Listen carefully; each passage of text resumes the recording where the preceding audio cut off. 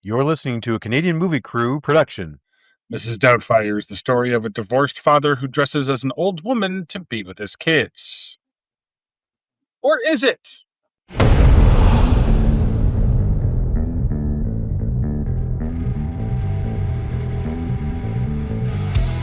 It's the Or Is It Movie Podcast. And now, your hosts, Derek and Mean Mark. Ladies and gentlemen, welcome back to the Yours and Movie Podcast, where we try to find the real story behind the story. I'm Derek. And I mean Mark Diddy. Puppet.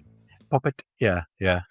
And if you've ever had to dress up and drag to see your family or been the victim of a run-by fruiting, we'd appreciate it if you could rate and review our show on whichever platform you listen to us on and spread the word if you enjoy it. Mark? And, and just send us an email about what happened with the run by fruiting. I want to.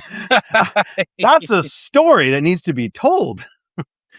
Today, taking a look at Mrs. Doubtfire from 1993.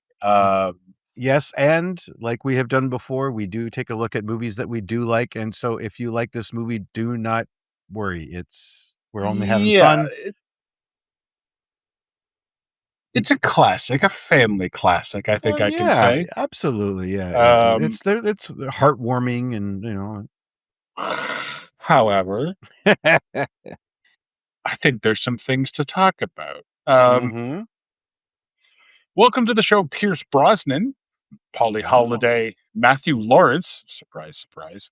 I was kind of surprised on Pierce, but we haven't got to his selection of movies yet. So, well, we haven't done any of his Bond films. That's the ones I'm talking about. Yeah.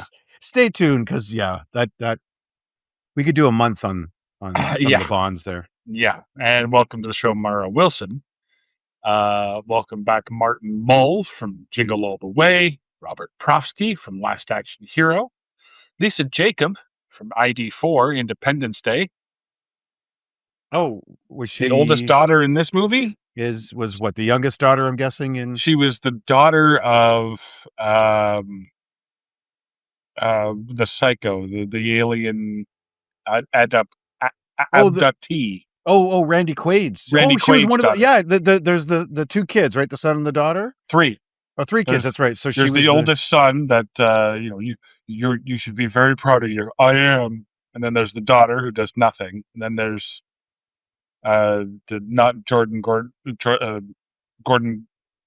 Joseph Gordon-Levitt. Oh, right. Okay. That throws up and gets sick for no reason. Right. So this young lady is the daughter. So that's basically how she made her money, was playing people's daughters in a few things. And basically, yeah. I don't think she's done anything since like 2000. I think she's been in some stuff. She's done the acting role, but that's not one of those things where I just knew that. I was during parts of this movie, because I'd seen it before. I was looking at kind of doing a little "Where are they now?" You know what I mean? Like I knew she looked familiar when I watched Independence Day, but I couldn't place it. There is a movie that with her in it that I probably should see but haven't. It's called George Lucas in Love. Okay. And she plays a love interest kind of thing. Okay. That's from 1999. So. Well, welcome back, Harvey Fierstein, also from Independence Day. Yes. I gotta call my mother. We all know that one. Yes. Yeah, that one was easy. I gotta call my lawyer. Forget my lawyer. Yeah. I gotta call my mother. Yeah. Yeah. Welcome back, Sally Field from. Well, we didn't do Forrest Gump. No. Oh gosh. Oh boy. Probably one of the first big movies she was in. That's what happens when you do like 300 of these. All right. This is around 340 now. Yeah. Yeah. Smokey and the Bandit. Oh, jeepers. How could I forget that? Yeah. I don't, how in the world did I forget that? It's like the first time I'd even seen that movie, a classic, and I forgot. Yeah. Oh, jeepers. Yeah. And of course, welcome back, Robin Williams from Man of the Year and Hook. Mm-hmm. So. Yep. And once again, dearly departed legend Robin Williams, all due respect, coming out of the gate. But there is a question I will have. I do have about this. You know what I think? Well, let me ask it right off the top.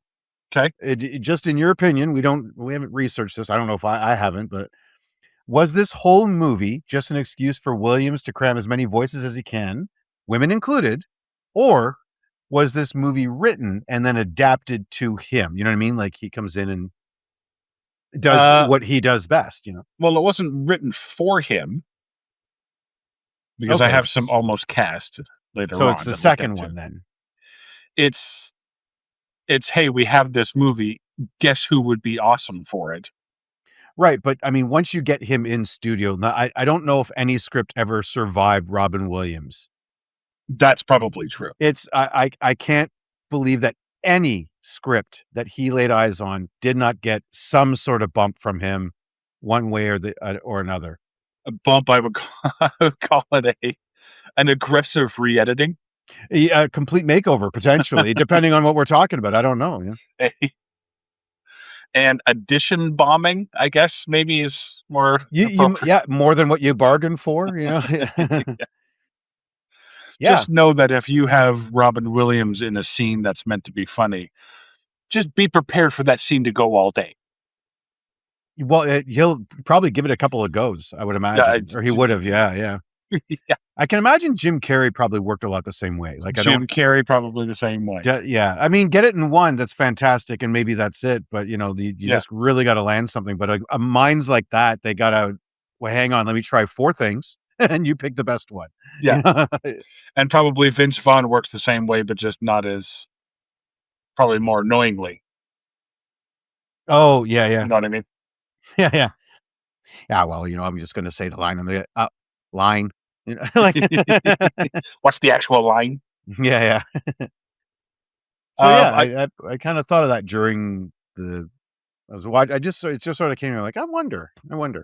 But. Well, the first thing that I have is, and it's not even from the movie itself; it's from IMDb. Because you know how IMDb has tags.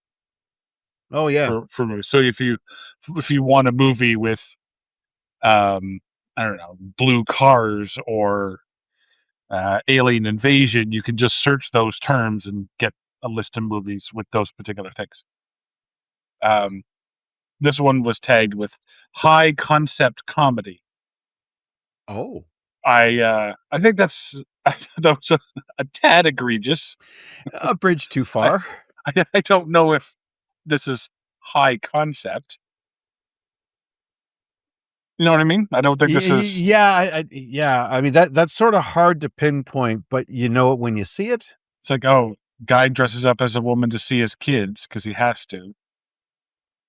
No, I think that's pretty mid concept right there. That's pretty easy to conceive. You know, I've always heard the term, and I don't know at all, but I've heard the term high concept once or twice, and it usually ends up being like, so high concept is not funny. Like the person doing it, the artiste, has to explain it to you. Yeah. THX 1138, high concept. Yeah. You know but what I mean? It's not comedy, but well, it's funny because of the zeitgeist and the overall arch. You know what I mean? Like some buzzword, and that's why you should be laughing. But you're too dumb to get it, and that's why it's high content. You know what I mean? Like that kind of stuff. The last high concept comedy I think we saw was the stand-up show we did in Perth, or where's that one? Pickering, I guess. Oh. Was it the one at the hospital? Oh no! No! Oh wait! No! Yeah! Oh no! That was Oshawa. Oshawa, yeah. The one with the paper bag. Yeah, we should probably explain that. Actually, go ahead, man. This is hilarious. We did a show. Initially we did a show at the Oshawa General Hospital, which was a great show. We did it for a bunch of doctors and nurses. It was a very unique venue. We were basically in a lecture hall, and there was these doctors and nurses coming and go, orderlies, people that were basically on their breaks. So some of them were only around for like 1 or 2 bits, and then they would just get up and leave. Yeah, and. I'm glad I didn't go first, because after the first couple people left, I would have been like, is it me? But then you realize like, they're coming and going. This is early when we started doing stand-up, so you're taking gigs anywhere you can get a spot. Anywhere, absolutely. We were lucky enough to be invited down. And that was a great show because we ended up, because doctors and nurses, they see all kinds of horrible shit during the day. So you could joke about anything. Oh yeah, yeah. So, Felt rather mundane compared to like, well, I was holding someone's heart in my hand 3 minutes ago, and now I'm on break. Like. Yeah, but on the way home, we decided to stop at another open mic. Yeah, one we'd been to before. Yeah, but there was, I think, 16 comics on the bill that night, and 18 total people in the bar. Yep. Yeah, a couple people including the bartender. I think one guy brought his girlfriend. I think was the was like she was the one audience member, the bartender, and then the rest were just comics. And so we were on 12th and 14th or something like that. There was at least a half dozen of them out in the smoking area. Well, that's the thing is, so later on in the night, once the comics were done, they left because there wasn't much of an audience. So yeah, by the time you had gone up, and then the guy after you, he brought this Chinese food bag on stage. Yep. Mm-hmm. And he says, "Oh, I gotta hang on. Oh, I brought my lunch with me." Yeah. And then he brought out a roll of toilet paper, and he says, "Oh, these are the reasons my girlfriend left me," or something. He said, and then, "Hang on, I wrote these down," or something like that. So I think the high concept was that he dreamed all of these up on the shitter. Is that was his hook? Yeah, and he was doing jokes that would make "Take My Wife, Please" seem like Carlet on Broadway. Yeah. He made airline food sound like no. Please do a bit about that because that's more interesting. Yeah. So, I think at that point I turned to you, and we realized there was no one else left in the bar. We were the only ones in the audience, and we were like, "Yeah, we can do our jokes for each other on the way home." Yeah. I think, were you up after or before him? I was up after. Oh yes, I was up. Yeah, I led into that, and you had to follow that. Yeah, and there was no following that. No. So everyone else was back in the smoking section. So you got the other 3 people that were there, including myself, back. I mean, you got us. I didn't even go up that night. No, but I think if memory serves, though, you got off the stage and you put your coat on, and so did I. And that was yeah. We thanked the bartender and had a good night. That was it. We're gone. Yeah. So anyway, sidetrack. But anyway, back to Mrs. Doubtfire. So the movie opens with Robin Williams doing a voiceover for a cartoon. For a not Warner Brothers cartoon. Definitely for a Warner Brothers cartoon. Yeah. It's just this was Looney Tunes Studios. But the characters, though. Characters were not, but Warner Brothers made it. Oh, well, I mean, but God forbid you use actual recognizable characters, you know what I mean? Because, we wouldn't want to show any trouble in a studio, they never had trouble. But they probably don't want to watch their money-making IP smoking. But they'll allow this one to. But okay. Yeah. Not Budgie Tweety and not Sylvester. Yeah. Okay. Now, look, I think at this point, Robin Williams has a good point. Yeah. Who is this cartoon for? The American Tobacco Council? Well, it's for the 3 guys smoking in the booth. Probably wrote the damn thing. Okay, it makes for a visual gag. All right. It's funny that this is his final straw, so it makes me wonder what else has he put up with, like. Oh, I think that he hasn't put up with much. I think the idea is that this was early on in his job. He just got it, right? Because later on, the kids are like, oh, did you get fired again? So he's like constantly losing his job. Well, at least, because I was kind of wondering, was it a case of like, Budget the parakeet there was like, I'm going to do lines of coke. And then he's like, he starts wondering like, what have I signed up for? And then smoking. Oh no, that is it. Hands on hips. I am out of here. You're like, but it was a tad egregious. It was really, because he gets like force fed the smoke and then he likes it. Yeah, but he's sitting there and he's puffing away. He's talking and blah, blah, blah. We don't hear it because obviously Robin Williams doing the voice for it. But, I don't think this one was going to make air in 1993. You know what I mean? Yeah, not in 1983, maybe, Yeah, 1973, sure. Sure, yeah. 1963, absolutely. Would have been black and white, but it absolutely would have made hair, Yeah. Yeah. I always thought too that the animators animated after They do. Yeah, so because there's no way that he's lining this dialogue. I mean, it was written dialogue though, so I guess but to get the pacing to keep up with the cartoon would be that's the thing. Yeah. Insanity, yeah. That's why it's usually done afterwards to match the voice because and the speech patterns and it's easier to do that way. But for this movie, it's visually not that exciting. That's how I do my cartoons. So yeah, there you go. I get the audio first. Yeah. I don't have to do a vocal session after where I'm watching a cartoon you made and try to make up jokes up down. Yeah. What did you write? Okay. Yeah.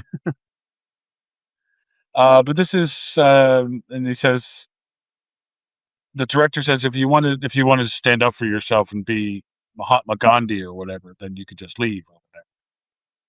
And this is where I wrote. This is where I started my list of reasons this movie could not be made today. Yes. Reason number one: casual racist accents.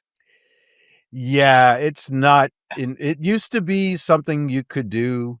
Yeah. If you're, it's just not. And Robin Williams, admittingly, made a career out of it. You know what I mean? He was born at just the right decade because he got all the benefits of technology but yeah so for sure. Now what I wanted to know though was it's not like he quits because he doesn't know it's 1993 and that smoking was still okay. Apparently.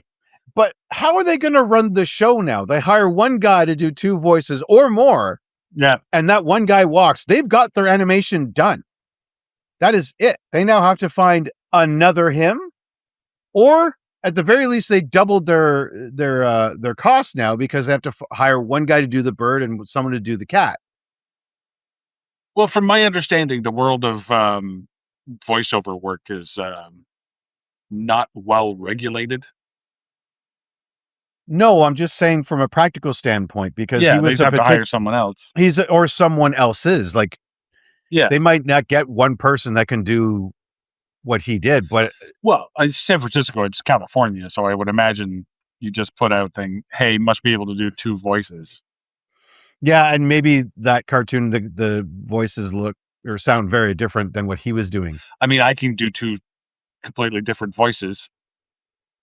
Yeah, but I don't think it's that hard. Well, except okay, true. But if this was an ongoing series, now all of a sudden the parakeet's going like, "Oh, help me!" to hey man, what's going on, man? You know what I mean? Or hello, how are you doing? Hello. I think it's safe to assume this was his first one. I think I would. Well, for the studio's sake, I would hope so because otherwise they're like, "Oh no, now we got to get a sound alike that can do the same thing that he's been doing." Because let's face it, if Bugs Bunny's voice changed midstream. Mind you, Raphael's voice changed constantly on Teenage Mutant Ninja Turtles back in the 80s. I don't know if you know that. I don't think consistently. Yeah, it changed a lot, especially in the later seasons. It was Rob Paulson to start, but then somewhere around season 5, somebody started filling in. Yeah, but they were able to get a sound like this is one person that was doing at least two voices. Yeah. Two distinct voices. So if this was if Bugs Bunny and Daffy Duck all of a sudden sounded like, I don't know, like you and me. Yeah. Hey, what's up, Doc? You know what I mean? Like that. You would notice. You're despicable. Yeah, exactly. No lisp, just like you're despicable, man. You know what I mean? Like that, you would notice as a kid. I'm just saying, it's just one of those things. So he goes home, and his son's birthday is that day, and you just lost your job, which appears to be something that happens quite often, based on the conversations we have. How are you affording this obviously expensive petting zoo? And all the party favors that you somehow managed to strewn all over the house? In a word, he's still married. So it was maybe it wasn't card. It wasn't his money. It was quote unquote our money. You know what I mean? Like it was mostly her money, but our money. That's I'm sure. But I'm thinking, like, why couldn't he have the party if he was going to clean up anyway? Like, don't get me wrong, it's way overboard. Like, it's huge, but Mark, there are farm animals in the house. I'm not saying it's not going to take some work, you know? More to my point, how was he going to get that cleaned up? It's going to take a while. I'm just saying. Okay. Like, I don't think a donkey kicked through the drywall. So I think he picks up the kids from school. Yeah. Okay. So what? 3:15. Yeah. She gets off work, let's say at 5. No, not in this movie. I will bring it up a time and again. There's a whole reason she has to hire Mrs. Doubtfire. She's at work at she's working 9 to 7. What a way to make a living. Because that's the thing. She needs Doubtfire till 7 p.m. because she doesn't get home until then. So she's at least working till 6:30, depending on our commute. Okay. Okay, sure. So but you're right. He's got 4 hours. Yeah, but he had, even if we assume he started work, and let's say he quit work around noon. Yeah. Okay. This means he had 3 hours to set up all of the party favors, all of the streamers, all of the hats, everything else, plus book and bring in the pet farm same day. Was it booked same day? We don't know that. I think so. Well, maybe. Like, I think that was the plan all along. I think he had that booked months in advance. But pick up the kids at 3:15, take them home. Yeah. Say, I'll give them 3:30. Maybe they go to school close by. Yeah, I would say 3:30 at from earliest. 3:30 to 7, he's going to have the party, invite all these kids over and the farm animals, and get it cleaned up. I didn't say he would get cleaned up by the time she got home. I'm just saying, like, that's what he says he was planning on doing. I mean, you fast forward to 1 a.m., he's still scooping up poop out in the yard. You know what I mean? Like, exactly. But he says, I was hoping to have this cleaned up by the time he got home. That's unless she was working in the wee hours, which it wasn't. It was daylight when she got home. Yeah, exactly. So she actually stopped to pick up a cake. Oh yeah, so great, 7:15. You know what I mean? Like, and then he turns around and he says, "Lighten up, will you?" It's like, no, asshole, you've destroyed my entire house with farm animals on the same day you lost your job. Yeah, you quit your job, and now we've got all of this. Yeah, and I need to constantly work just because I have to pick up your slack, and you're telling me to chill out.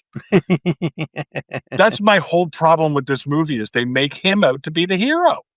And she is a villain. She is. Yes. Like, if she wasn't a lady, she'd have a mustache and be twirling it. Yes. Because here she comes. I've ruined your good time. You know what I mean? Yeah. Like, how dare you have fun? Yeah. I will ruin it. Everyone go home to your parents. Yeah, she didn't drive in. She came in on her broom and cast her no fun spell on the whole proceeding. My good Lord. So they quickly decide they want a divorce. She says that they've been working their problems out for 14 years. I'm like, well, that's a commitment in and of itself. Yeah. You know, I don't remember that being in the vows, you know, do promise to have and to hold and to work out all of your problems one at a time over the long, long time. You know what I mean? Like if this relationship was happening now, the outcome would be very different because we'd be learning about this not in a movie, but in a YouTube video about how the wife killed the husband. This would be one of those true crime videos. A true crime podcast. Yep. Or he'd be like, yo, it's your boy Rob, man. I'm just here outside my house sitting on my step. She kicked me out again because I had a party for my kid. You know what I mean? Like and subscribe, you know. I'll do some more voices, but first I got to talk about this. You know what? That kicked me out. Yo, bitch kicked me out again. Can you believe that? Listen, this is my new boy, my llama. You know what I mean? Yeah. I call him llama, you know. Okay, yeah, I brought in a bunch of farm animals into the house and they kind of destroyed the place. Not my fault. I'm not no animal. Yeah. Hey, we had a guy who was there. He couldn't have done anything about this. Oh, and now it's my fault? You know? The guy with the pool net trying to wrangle ducks on the sidewalk. Yeah. Oh man. I just imagine that day of filming. Oh, yeah. Like after that, the director be like, "You brought farm animals onto my set," and he's pointing at the writer, going like, "What the hell were you thinking?" Writing this scene. I don't know. Fucking go, action, go. Yeah. Just Robin, just take care of it. Yeah. So they go to court and they go through the divorce proceedings, and he's given 90 days to get a place, get a job, and then he can try for joint custody. Well, make it hospitable for children. Right. So apparently they instantly knew he was going to be in a hoarder's house or some sort of, or assumed he would be in a drug den. I don't know. Well, he's just, he's getting kicked out, which is, to be honest, that's a sweet deal. That is like 90 days. 90 days. That's 3 months. I mean, you don't want to be out in the street, out in the cold for more than a week. Like I did it once, not because I got kicked out, because I was moving, and it just, the way it worked out, I stayed with my brother for a month. Yeah. That's motivation enough to find your own place. I mean, Yeah. But this is the 90s, so he's able to find himself an apartment very quickly.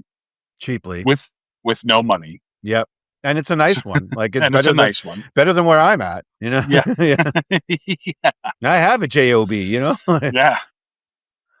And I wrote down that, and that's a pretty sweet deal. And I suppose he rides it out calmly without taking it to the extreme, and again, everything turns out fine. And the movie. And roll credits. Yeah. Roll credits. He just shows up 5 minutes later in a business suit. He's got a lush apartment, Yeah.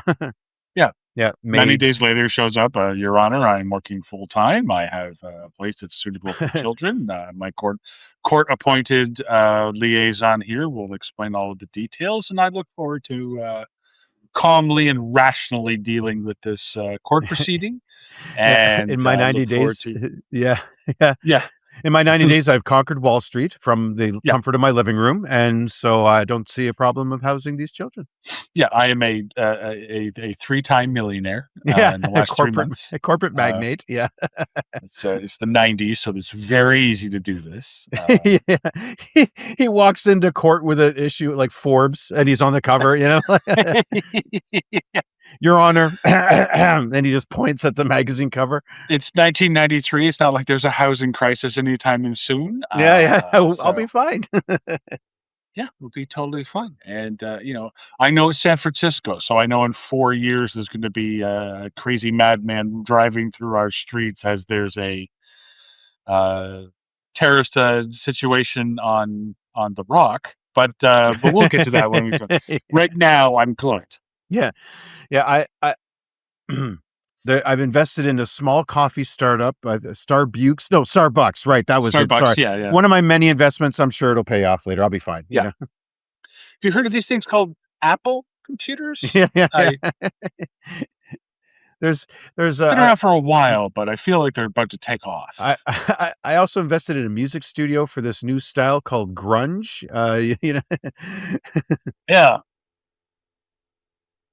Met this guy Kurt. He's gonna yeah. He's going to be pretty good. Pretty young soon. up and comer. This kid, yeah, a real go getter. Smells weird, but I think he's going to do well.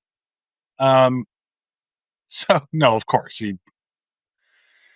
he ends up taking things to the extreme, shall we say? Yeah. I have a note here. Maybe treating your meeting with the court-appointed liaison like a comedy club audition is a little foolish.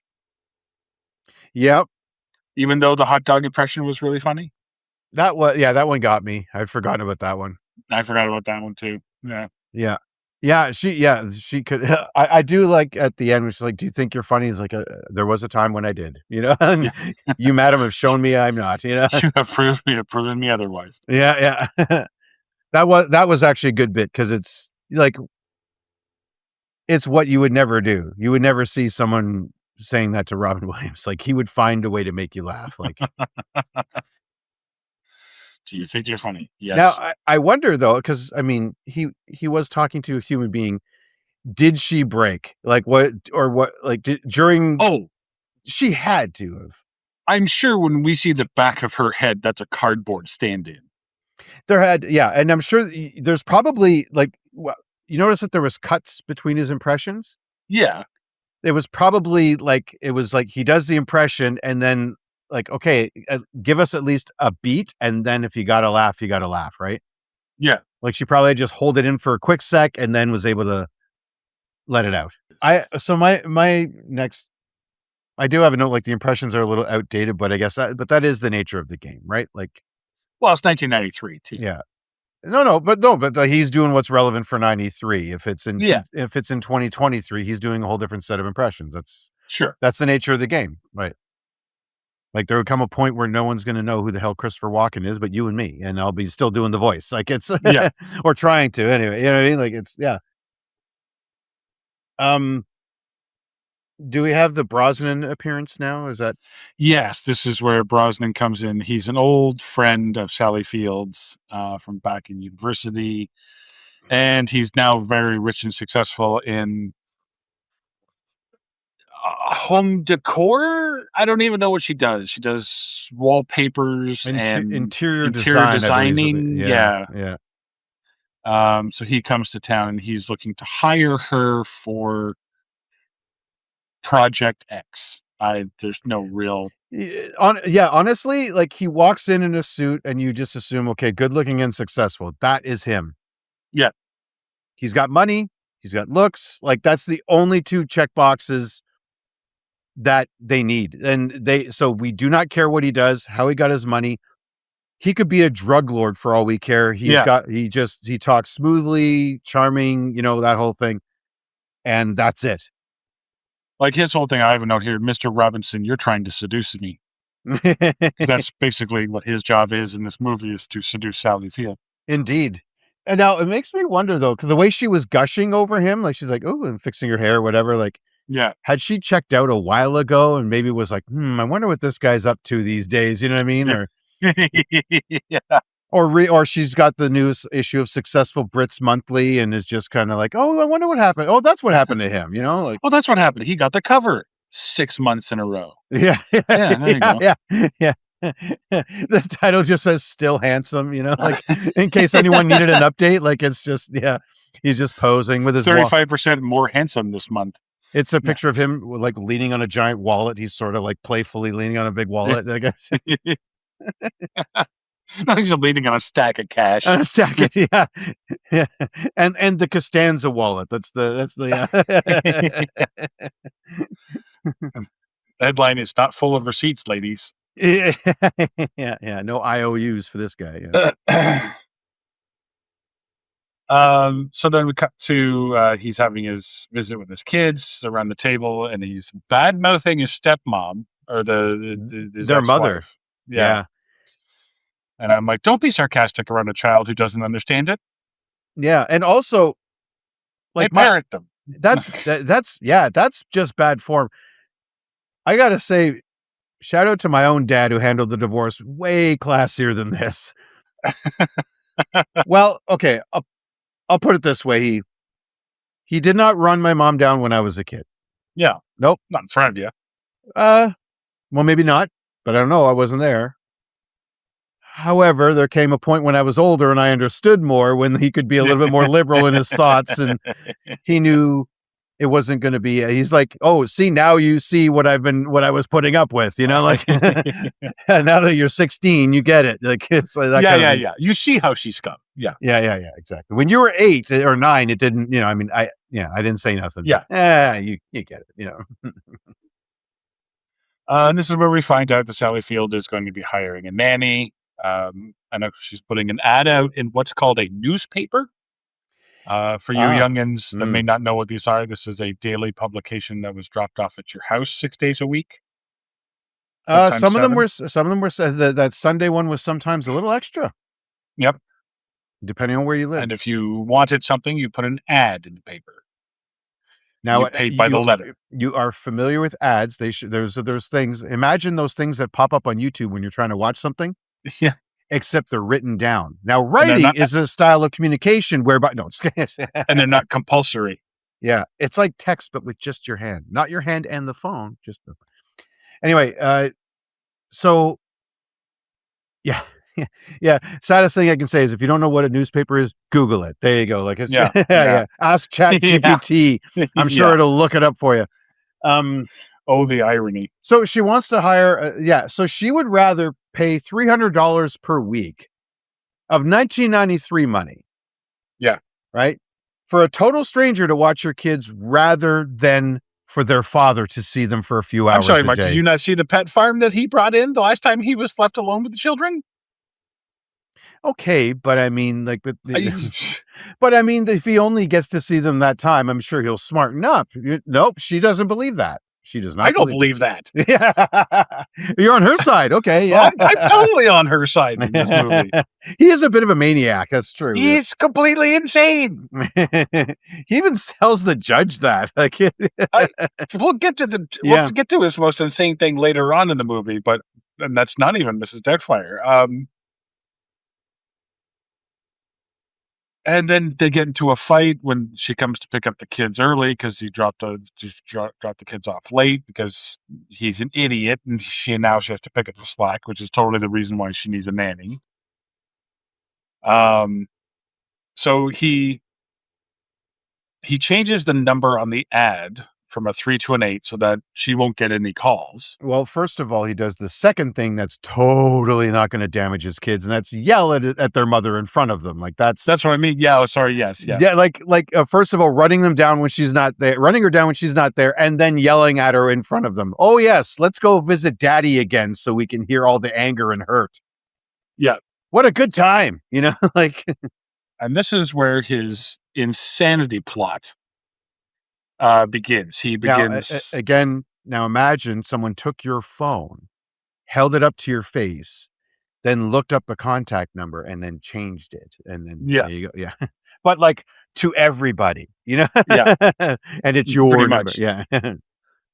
So he spam calls her with all these bad ideas, all these bad nannies that are calling him to do it, which we find out later already exist. That's true. These people, I guess, are already out there. These bad babysitters who, because after the whole Mrs. Doubtfire debacle, she goes to hire another nanny, and one comes in. I don't do diapers. I don't do cooking. I don't do cleaning. I don't do discipline. I don't do TV. I don't blah blah blah. Then why are you applying for this job? You know what I called her was Mrs. Believe Water. Okay. She's the opposite of Doubtfire. Oh, okay. Well, we see because we see Mrs. Doubtfire cooks and cleans and does the story time and the homework and all that stuff. And then this lady just is the anti that. So she's Mrs. Believe Water. Yeah. There you go. So finally, he spam calls her with all these terrible voices. You would think that if you knew that your ex-husband did voices. I thank you. I have that note as well. And after 14 years of him, of him, like just you've probably heard at least half of these before, or at the very least. I mean, don't get me wrong. He's the best in the biz. So maybe I'm wrong here, but there's always a little underlying, especially like an impressionist. If you get to know them, not personally, but if you hear them enough, then you can hear. Okay. Like if I do my Christopher Walken and then Jay Moore does his, you can tell who's who. Yeah. Don't get me wrong. His is better, but still you can tell who's who. Yeah. Because there's a little bit of me in there. There's a little bit of Jay in there. I mean, the more you can hide it, the better. Obviously that makes what makes the masters, but again, she has the most familiarity though. It's not like it's a fan at a club who's heard him do the same impression like 10 nights, when his 2 weeks stay in Vegas and you went every night. This is, I guarantee he's made a couple of these voices during sexy times. There you go. I guarantee it. Yeah. Yeah. Especially the one that sounded really mannish. That's like that's a character, a bit that he did. So maybe she just had so many of them that she forgot over 14 years. Yeah. And started going through Forbes looking for Pierce Brosnan there. Or sorry, what is it? Handsome Brit Monthly or yeah. Yeah. So finally he decided, okay, now it's time to spring the trap. Oh, one more thing about that. I feel bad for the person whose number that actually is that he changed it to. No, I don't need a babysitter. Why would you think it's like some single... Why does everyone think I need a babysitter? Click. I get it. I don't have kids. Chad put you up to this, I guess. You know what I mean? Or what if it's like, ring, ring, ring, Bob's novelty store, adult novelty store. Oh, yeah. Now I don't need a babysitter. Click. Yeah. Merv's Porn Palace, how can I help you? No, we do not want a babysitter. You know, wouldn't that be funny if it went to Harvey Fierstein? It would be fun. What are you talking about? I don't need a babysitter, you know. And then finally Robin Williams comes over later. Is like, oh, now that's starting to make some sense. Why did you give them my number? You know? Yeah. So he finally calls and does the sweet little lady voice, and he says all the right things and blah, blah, blah. And she's very interested. And she says, oh, what's your name? And this is where he looks over at a newspaper sitting beside him, and it says, police doubt fire as cause of whatever. Oh, I wrote it down. Police doubt fire was accidental. I wrote it down. There you go. Yeah, I wrote it down because that's how the whole naming convention. And the weird thing is, I know where you're going, but before we get there, I just want to, one more thing. He basically kind of comes up with this plan almost immediately. Yeah. Like I would think like we would get a scene, and maybe it's on the cutting room floor, like where he's at a bar somewhere drowning his sorrows and then gets drunk enough to come up with this crazy ass idea. That's the problem. This is a sober idea. We need him and Fierstein commiserating in a bar, and he has one too many and decides what to do and whatever. It's too bad you weren't a woman so that you could go in disguise. You know. Yeah, Fierstein's not in on it until it's go time. It's literally like he didn't even check. That's the note I have. Yeah. What a great family willing to participate in fraud. Yeah, I know. My family would kick my ass if I tried something this dumb. You know, like my brother would, as they should. Mark, like okay, I'm not even talking. My brother, that's a foregone conclusion because he's not a makeup artist. But my sisters would not go along with this. They would be just talk to the woman. Don't try this, dude. You have a job because he gets a job shipping movies. Yeah, out of a movie studio. So he's still in entertainment. So. Yeah. Again, calmness and rationality would have solved this entire problem. Nope. But no, this is... It took her 14 years to realize that he's this insane, by the way. Yeah. Yeah. So he sees the headline says police doubt fire. This is where he gets the idea. Now, I challenged you, Mark, because I wrote down 8 of them. What other possible names could this woman have if the headline had read police something different? Oh. Or I don't know how you interpreted it, but I that's how I have things like Mrs. Saves Family. Oh, yeah. Mrs. Tracks Robber. Mrs. Kill Suspect. Oh, okay. I have Mrs. Testify Against Their Own. Mrs. Arrests Innocent Person. Yeah. Mrs. Rescue Kitty from Tree. Oh, nice. Mrs. Involved in High-Speed Chase. Mrs. Involved. Nice. Mrs. Starts Toys for Guns program. So her name could have been very different, is what I'm saying. Okay. I've got one along those lines then that I just thought of. Okay. Mrs. Under Investigation. Okay. Okay, I went a different route. I just sort of like, what else could he maybe have come up with? Sure. Okay. So I have Mrs. Police Doubt. Like, what if you just picked different 2 words? Yeah. Or Mrs. Was Accidental. Was Accidental. Yeah, she just was Eastern European. Yeah. So Police Doubt Fire was accidental. So Was Accidental. You know. Yep. Yeah. Mrs. Arson was the case they gave me. Or what's the case? Or Mrs. We haven't figured it out yet. This is now he's making an assumption based on that one headline. This Yeah. I did have now when you first presented the idea, I thought you were going slightly like, what if the headline was different altogether? Yes. And that's what I get for trying to read text without my glasses anymore. So yeah, no, that's totally fine. I know. So so I had like Mrs. Storm Warning, you know what I mean? Like storm warning for Capital Region, or or Capital Region, Mrs. Capital Region, you know what I mean? Like something ridiculous like that. But yeah. Mrs. Wing Standard D. Mrs. Wingstand, yeah. Mrs. Daily Rain Mail. expected tomorrow night. Yeah. Oh, yeah. Mrs. Partly Cloudy. Wait, 1993. I'm Mrs. Blue Jays win the World Series, dear. You know?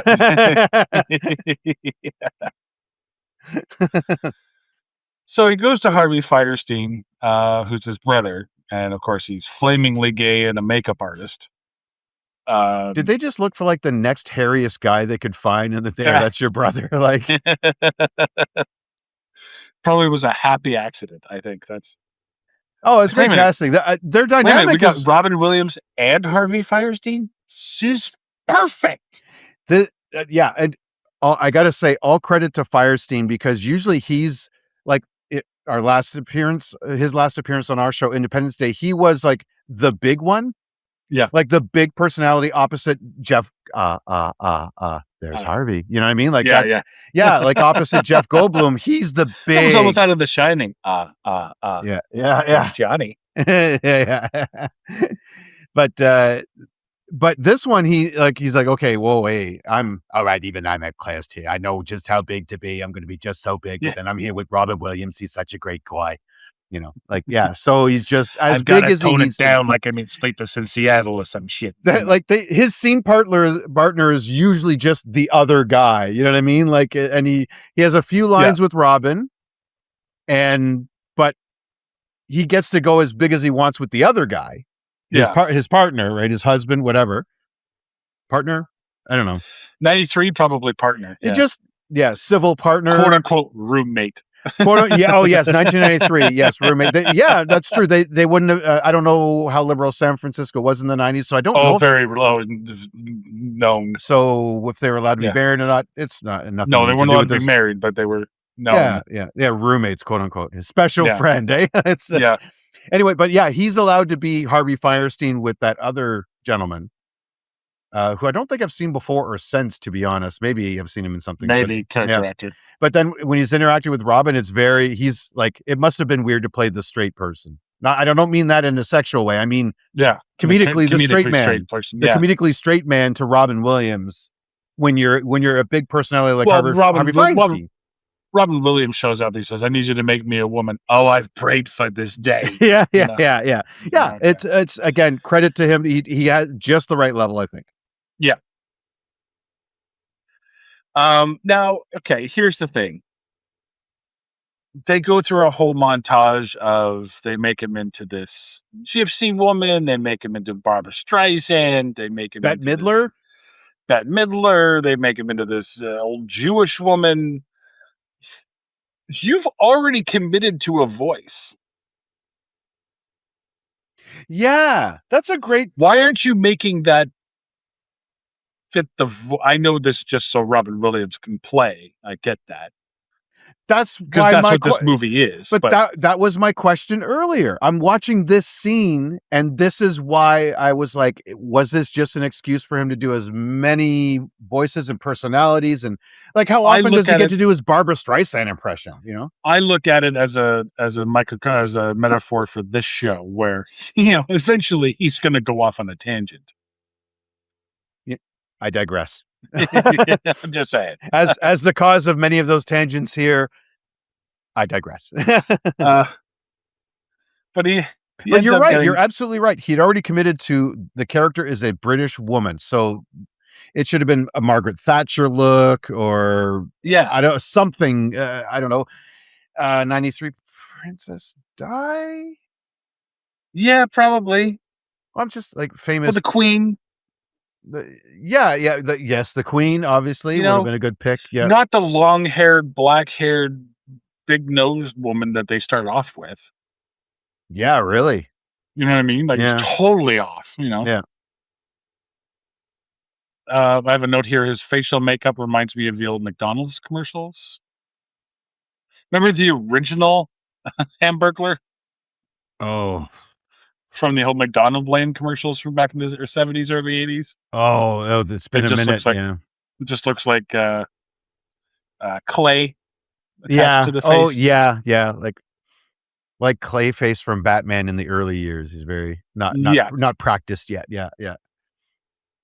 So he comes up with Mrs. Doubtfire character, and he ends up meeting them, and he goes to the house. He gets the job, and then he forgets that, oh, I'm going to need to know how to cook. He spent all this time on the prank phone calls, coming up with the voice, the hair and makeup and bodysuit and the whole 9 yards. Yep. Yeah. And he forgot that he needs to learn to cook. Yeah. I have a note here. 90s kids loved Dick Van Dyke. Because the kids are watching. He's like, okay, time for homework now, dearies.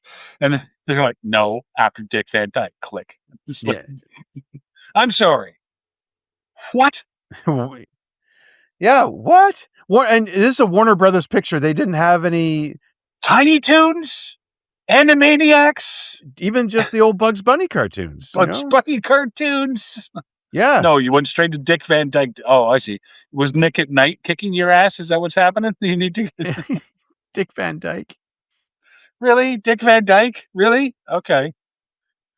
Yeah, you couldn't even get an episode of Wheel of Fortune on there, you know. Matthew Lawrence with his fucking mushroom 90s haircut. Yeah, he watches Dick Van Dyke. Okay.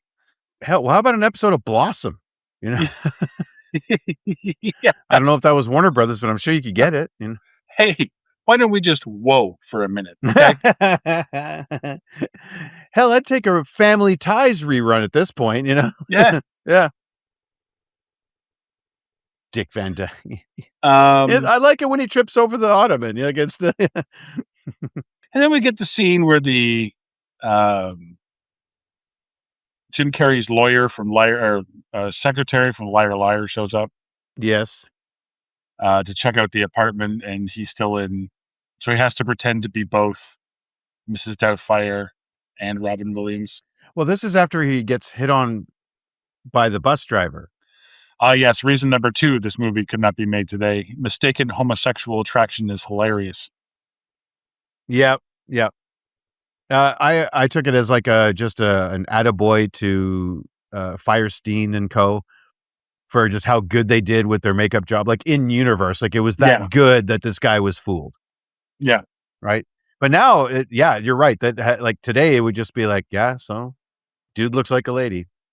Well, and that's another thing too, is all the songs in this movie. I mean, Papa's got a brand new bag. Luck could be a lady. Dude looks like a lady and walk like a man. Yep. Like, yep. Okay. Yeah, exactly. And that's the thing. If that's what you want to do, this is your time, right? It's not 1993 was not the time to be someone who wanted to do that. Now is. I mean, 1993. Okay, you can get away with this, but sure. All right. Yeah, it's just. Yeah, it wouldn't seem as out of place now, oddly. No. And I think that's part of it. Like, it would lose that comedic punch because it's not as... Yeah. But my point, though, my note about that actually had nothing to do with that. It was basically just, so far, women have not come across very well. No. Right? Because not only was Sally Field the heavy, but then her pantsuit power lawyer with, like, RBF there, you know, was really like that's her whole thing. She never said a word. Her whole thing was just to scowl. They just picked they went through a casting book and they liked her scowl the best. They put her in a power suit and sat her beside Sally Field. That was it. But she's a powerful lawyer, you know. So I'm more obviously a high priced lawyer, as opposed to the little wimpy guy. Like, well, I guess we did our best, you know, that he gets right. Yeah. Because of course, that's how that works. Yeah. Yeah. I don't know. And so now we flip it. So now instantly, this bus driver is holding up the entire bus while he tries to get laid. Yeah, I'd be annoyed by that. So that's what I'm saying. Like, apparently guys aren't coming across too well either. Like, we're taking the hits too. So, but we get this scene where he's in his apartment. He's going back and forth. The two Asian kids across the way look at him putting on his fat suit. And his mask falls off, floats down to the street, and gets run over by a garbage truck. mm-hmm. So now he has to hide his face, which leads to the famous dunking his face in the cake hello gag that everyone saw in the trailer. That was you saw that before quite a few movies back in like 1992, in late 92. Yeah. And he gets through it because it's Robin Williams and he's the hero despite being a complete psychopath. And fools this woman whose job it is to suss out evil, essentially, is her job, right? Yeah, her job is to notice shit. Yeah, to know when shit's not right. And she doesn't know anything is wrong. She, like, the apartment's a little messy. That's it. Yeah. She spends a lot of time looking over I love it too. When the truck is coming by to run over the mask, he leans out of the apartment window and yells at the thing to stop. Like the driver is going to see him. Yeah. And if I could quote one of his old bits, he used to make fun of British cops for carrying a billy club. He goes, what if you're on a high-speed foot chase? What do you yell? Stop, or I'll yell, stop again. Like, that's all you can do. That's all he can do now. He brought one of his own bits to life. Yeah. Yeah.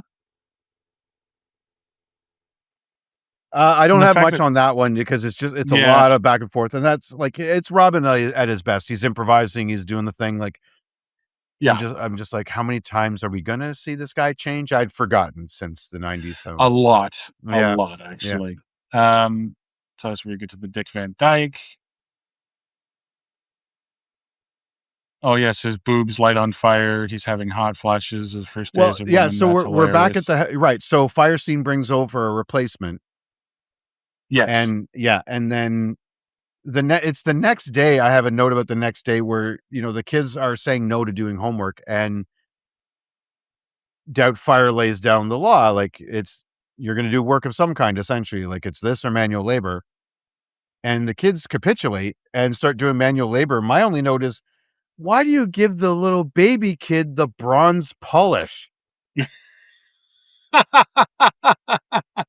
That stuff is barely... Doubtfire, I'm feeling a little woozy. Yeah. Should I look like a Simpsons character now? Like, I look like Lisa Simpson. I'm yellow. No, that's jaundice. You know what I mean? Like, we need to get you to a hospital. No, here's an older kid, just soap and water on a wall. Give the little one that job. The soap and water, she might get a tummy ache at worst. Like, it's not potentially deadly. No. The young kid has the bronze polish. Okay, that makes complete sense. Oh, the kitchen scene. He was married for 14 years and he doesn't know that a hot pot is hot. Yes. How much cooking was Sally Field doing, or how much are you ordering out in 14 years to not know? Again, if this was happening today, he'd be on a talk show. He'd be on, Dr. Phil or whatever. And first on you'd Rachel be watching Ray, him going, "Oh my God, I can't believe he's that bad." And then he would be on Rachel Ray learning to cook and pouring hot water over poor hot Rachel. Like, oh, it's hot. Yeah. Oh, I guess I have to beat my meat. This is where the older daughter accepts her and accepts Mrs. Doubtfire and apologizes. Oh yes, yeah. I do like scene. That as an actor, like the character, not just Robin Williams. As an actor, he's able to keep character even when he thinks the scene's over. Yeah, right. Because when you walk out, it's like, and especially on the bus, it's like, oh, you know what I mean, like job. But then all of a sudden, okay, here comes the bus driver. Now I got to stay with the accent and the character and the reserved lady. Well, you should, because you're still in Mrs. Doubtfire outfit. Yeah, that's true. I'm guessing that must help keep him in character, right? When he's still got all the appliances on, but it just goes to show, yeah. And we get this now comes to the dude looks like a lady montage. Oh yes, where where he's going through the motions and being with the kids and blah blah blah. And this is where a couple of things that stood out to me. Number one, why would you try to mug a 6-foot fucking old lady with like decently broad shoulders too, like this? She looks like a linebacker. I think Yeah, regardless of her age, like there's a lot smaller targets out there. Yeah, I don't just mean women. I mean, there's probably some pipsqueak dudes that you just take their wallet or whatever. Yeah, exactly. Number two, they show him learning from, I think, Julia Childs how to cook. Yes, and how to cook lobster. Yeah, and then cut to the next day where he is preparing for dinner 4 lobsters. Yeah, 4 whole lobsters. Now, does Doubtfire stay for the meal, or does she excuse herself and go home? 4 whole lobsters. That's insanity. Is it? I'm supposed to relate to this middle-class family? Well, they are in San Francisco, where they would be a bit more plentiful, no? Oh, okay, granted, but still. Like, if we lived in Newfoundland... I got a buddy who goes down east all the time, and he always sends pictures of all these lobsters that they're having. And he's not Mr. Rockefeller, He's no Steve Jobses. But I thought you meant the volume. I'm like, I've never had lobster. I don't know. Is it 1 lobster per person, or could like 2? I don't know, to be honest. I'm not a seafood guy. So I've never had lobster before. I thought this was a volume question, but I understand where you're coming from now. This is totally a like that's it is relatable question. And well, even the first dinner, like $100 in 1993 on takeout, like $150 or something like that after the tip and everything was said and done. Yeah, it was like 124 plus tip. So about $130, you would think, or at least. Yeah, I mean, I just went to a dinner and I'm spending that now. Yeah. You know what I mean? Like, yeah, like that's what you spend now. But I mean, they're like, oh, it's extra to rush it and this. And I'm like, holy smokes. He makes $300 a week. Yeah. It's a third of his salary he just spent in one night. Yeah. At least his weekly, a third of his salary. A third of his weekly. Yeah. In one night. So yeah, this is the next day he comes to work and Charles Bronson, Pierce Brosnan's car's there. Hey, Belly, I'm going to date your ex-wife. Yeah. Hey, Belly, guess who's putting it to your ex-wife? Give you a hint. It's me, It's me. And he breaks off the hood decal from his Mercedes. Casual felony criminal mischief. Good. Yep. It's the 90s. It flew. I also have a note here. What's Daniel's end game? Because I'm watching this scene. He doesn't like Pierce Brosnan. Blah blah blah blah. Fine. Like, what's the end game? So you get your shit together. You get joint custody, and then be Mrs. Doubtfire forever. That's a good question. I don't. Yeah, like that. This is the part of the plan that wasn't quite thought out. Like you set yourself up as the perfect babysitter, housekeeper, daycare, whatever you want to call it. Au pair, not au pair because she doesn't live there, but yeah. And okay, then what? Well, we see what happens later on because he's like, okay, well, I'm better now. We can let me take the kids after school. She's like, no, I'm keeping Mrs. Doubtfire. Yeah, it's too good. He does too good of a job at bamboozling her. Yeah. But this is the time where he's reading to the little girl and he goes to the bathroom and doesn't lock the door. My goodness, why wouldn't you? I mean, okay, your mind slips, but you would think that this is slightly important. And let's face it, us fellas, when we pee, it's not subtle. No, and it's loud. That's what I mean. Yeah. So as a boy walking up to the door, if I heard Dad peeing, or anybody peeing, you can hear it. And they're like, okay, you're not just going to fling the door open. And well, that's another thing too. Yeah. Why are you entering a bathroom with a closed door? Yeah, without knocking. Yeah. Yeah. Now, I can see who raised you, so I can kind of understand. But maybe that was maybe some weird open door policy that they, I don't know. But I mean, commit to the bit. You know what I mean? Like, if you were a lady in a house with a young boy in it, you would lock the door. If you're playing a lady, you sit down. Yes, you sit down. It's not like you can't. Yep. And some say it's better for you, apparently. I don't know, but I'll tell you, when I first get up in the morning, I ain't standing. Yeah. I'm too tired. Fuck it. Heck, I've been drunk enough to be like, I ain't standing. No, fuck no. I can't right now, And I'm old enough not to care no more. Yep, yeah, exactly. As a matter of fact, I sit down the majority of the time. I live by myself. I'll sit or stand at my leisure, Yeah. Like, yeah. Come at me, bro. Yeah. But to your point, I live by myself. I can have an open door policy. There shouldn't be. If someone's here, they're going in for a nasty surprise, and so am I. If you're in a house, fault for walking in. If you're in a house with children, period, and you have a giant secret to protect that involves, I don't know. No, Mark. If you're in a house with children. Yep. Oh, yes. Period. Full stop. End of story. Yep. Absolutely. Closed door. I was a child in a house full of children. I locked the door. You know what I mean? Like, yeah. I don't want no one coming in during my private time. Come on. Number 3 reason why this movie couldn't be made today: transphobia, awkwardness.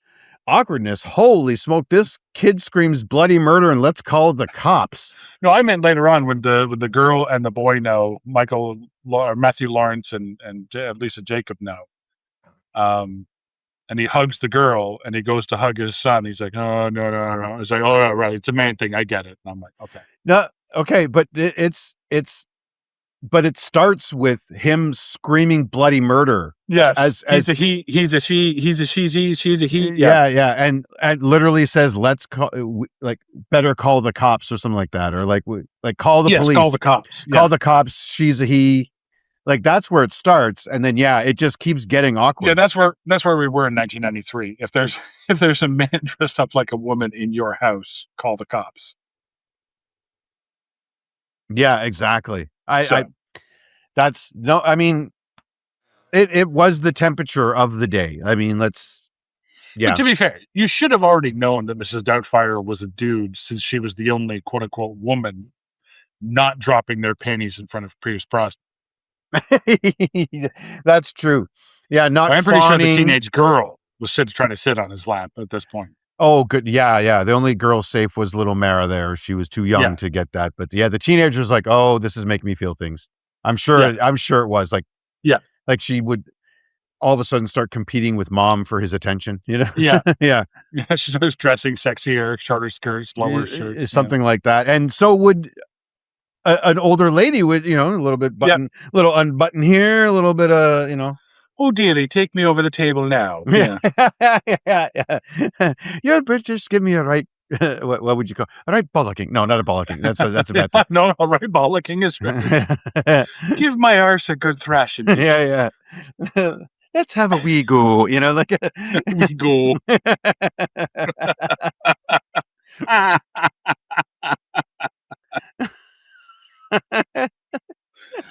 Give me a bit of the old bent over footy. Yeah. It's just, let's shag Dee. There we go. That's the word I was looking for. Let's have a good snog. A good snog. Yeah. Yeah, if she was really a woman, then yes, absolutely. I think there's probably a scene where just panties start falling on the street while he's just walking into the apartment. You know what I mean? Like when he first arrives, like a few minutes earlier. Yeah.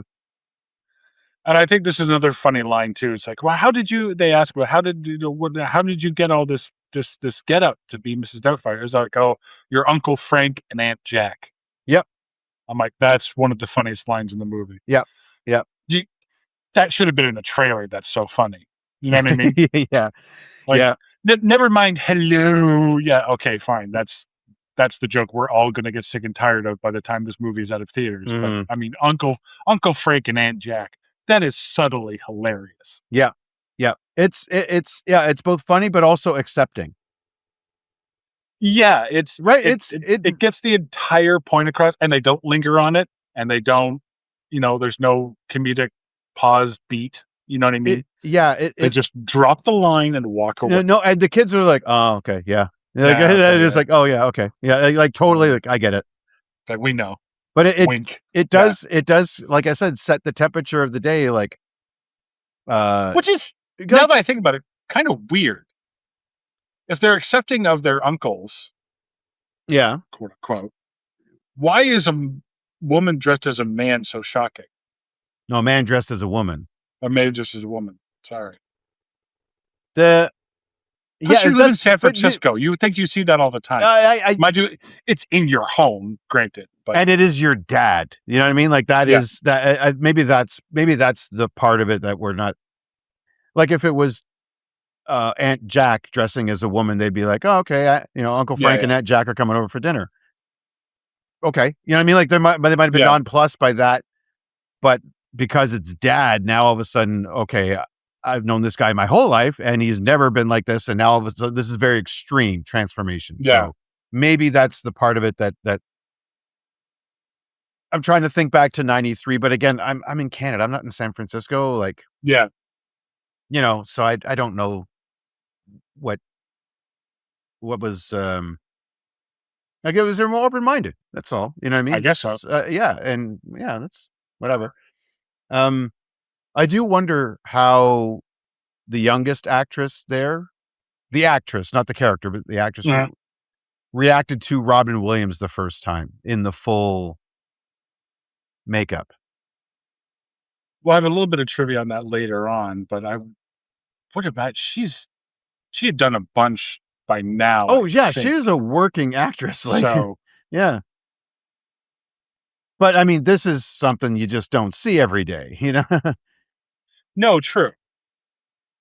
Well, this was her first role, actually. Never mind. So she'd go on to do Miracle on 34th. Like she had a really busy mid to late 90s. Yeah. Yeah.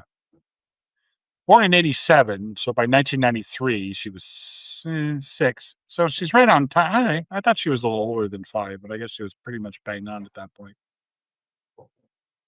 Yeah, but I always kind of wonder behind the scenes of that one. Anyway, so I like they're in the kitchen, and it's just Doubtfire. I'm going to say Doubtfire, not Daniel, right? Doubtfire and what's Sally Field's Miranda, right? Sorry, he calls her all kinds of other things and not her name. So it's you know what I mean, like that's the there's another B word name that I think he would rather call her than Miranda. But anyway, they're getting personal. She's questioning, is it too soon for for her to be hooking up with Brosnan? And and I like it was the drink that killed him bit. Oh yeah, that got a genuine giggle. No, he was hit by a Guinness truck, so it was the literal drink that killed him. I mean, he's an alcoholic. No, he's run over by a Guinness truck. Yeah, the literal drink that killed him. I was like, oh, okay. Of course, it's Guinness. It's a British beer. It's what I mean. Like it's yeah. I saw that as a straight up Robin Williams improv. Oh, but it's a good one. I like it's a good one. Yeah, it got a genuine. I'd forgotten about it because I saw this eons ago, and it got a genuine laugh from me for sure. Yeah.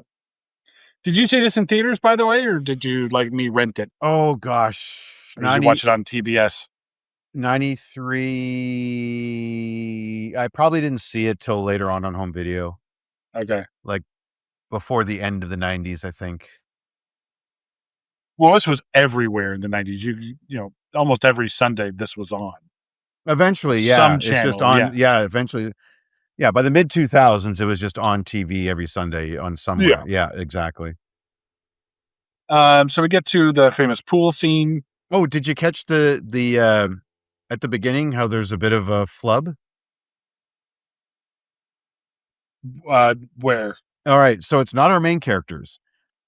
So our main characters, it's like a gated community type thing, right? They have to go through this gate to get into this country club. So they go in, they stop. 2 ladies walk by. Okay? Okay. Then they cut to an overhead shot, which shows them proceeding further in. Okay. Same 2 ladies walk from the same direction to the same direction. Oh. Yep. The one in the hat. No, it's a pair of the them. Business suit. Nope. Yeah. No, a pair of bikini-clad ladies. That might be why I didn't want to say it that way. I'm just saying there's 2 of them. Yeah. Well, not only is Pierce Brosnan incredibly attractive, but he's also a great diver too. This is another thing I'm told. Or his stunt double is. Apparently, you can see the stunt double. Okay. Yeah. I will say I read a little bit of the trivia on that one, and I looked for. I didn't see it. I saw the other flub. I saw the thing with the 2 ladies walking by twice, but I didn't see the stunt double. I'm like, whatever.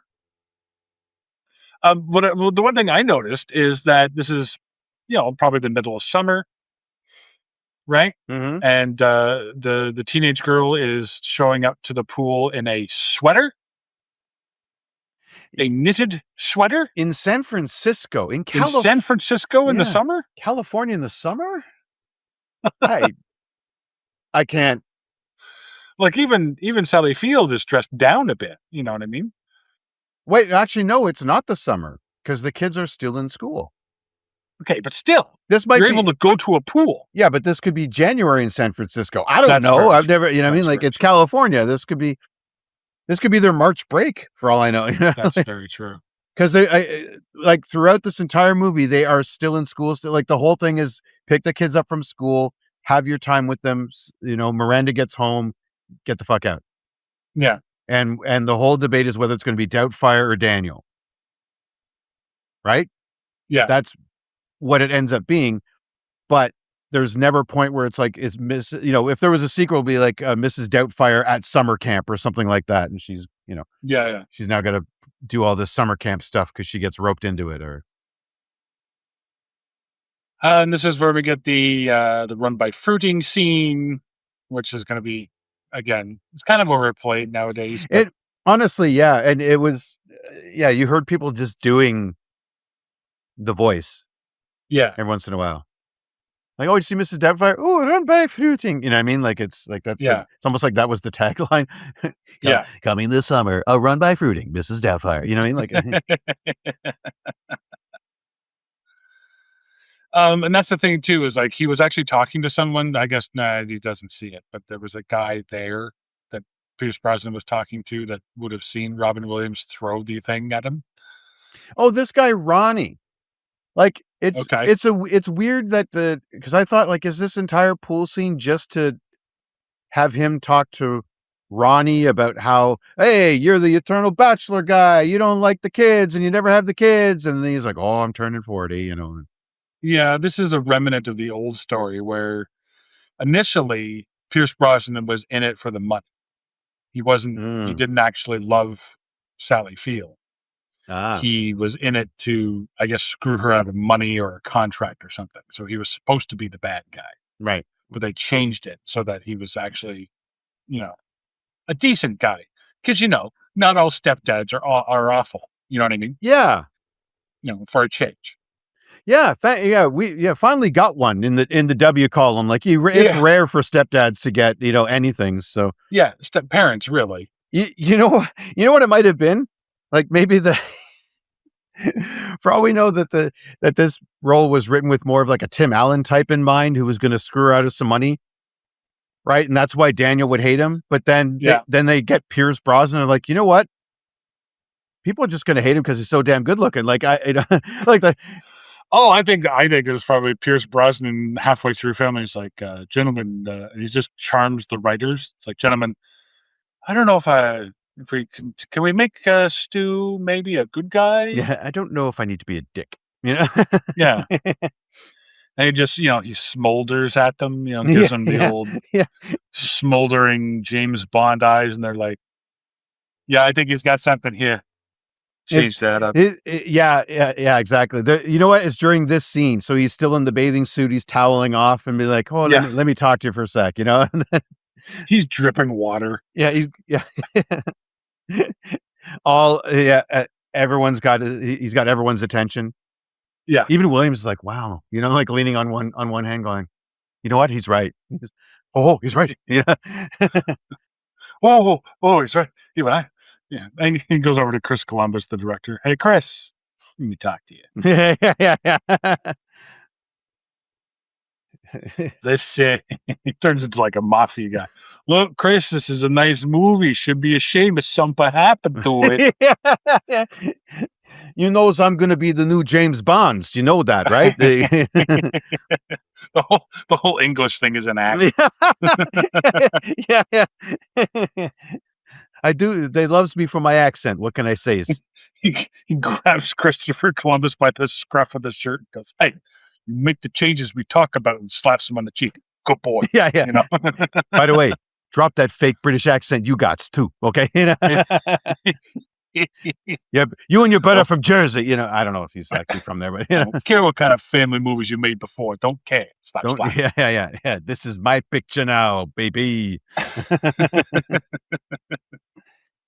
We had Pierce Brosnan going from suave Englishman to mobster to fucking Charles Bronson again. or somewhere between that and a Frank Sinatra. You know what I mean? Like, baby, hey. Well, he's in showbiz. Yay. It's like mobster in showbiz. Hey, fingers. All right.